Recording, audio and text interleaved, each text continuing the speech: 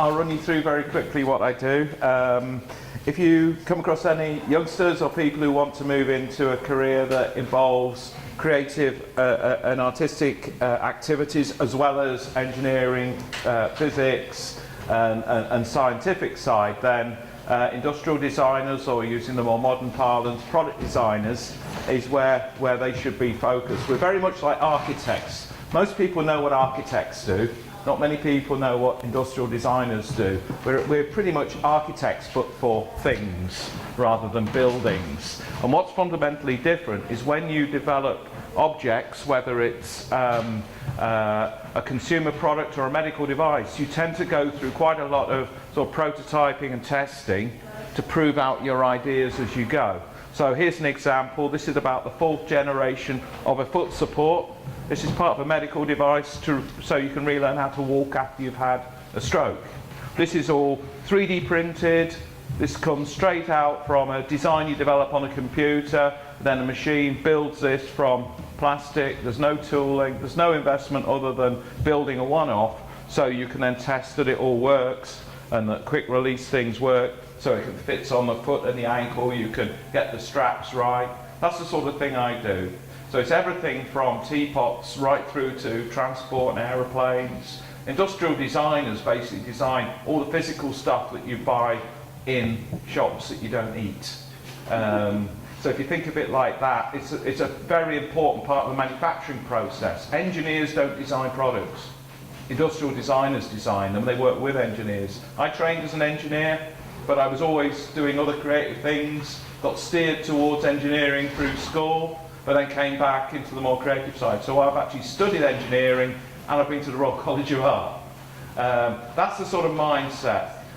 Product design isn't for people who can't do engineering, which is a mistake. That's why there's so many product design degrees. They think they can recruit kids who are not strong at engineering. That's a mistake. They won't get jobs as product designers.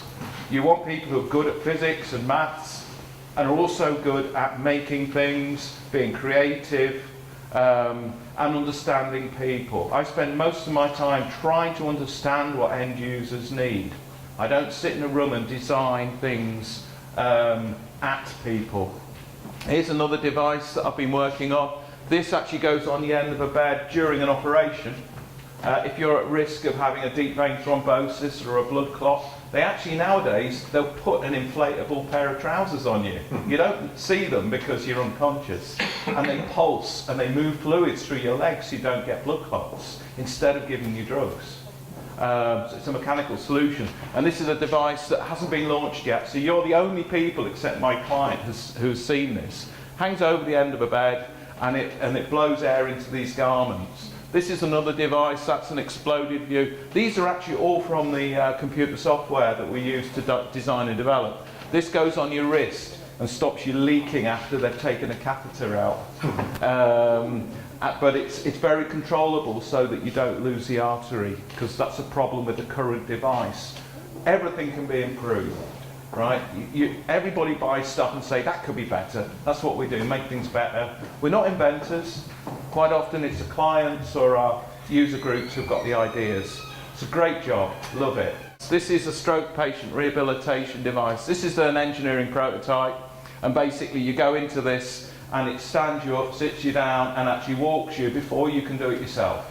So you practice correct movement before your whole neurological system rebuilds, and then you get faster recovery, you get out of the hospital quicker. It reduces hospital stays by 50%, saves a fortune. Hospitals are about £5,000 a day.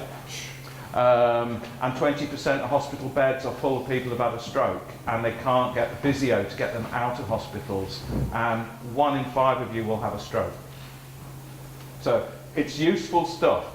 But you have to be creative. You need to work with people and understand needs. So that's sort of what I do.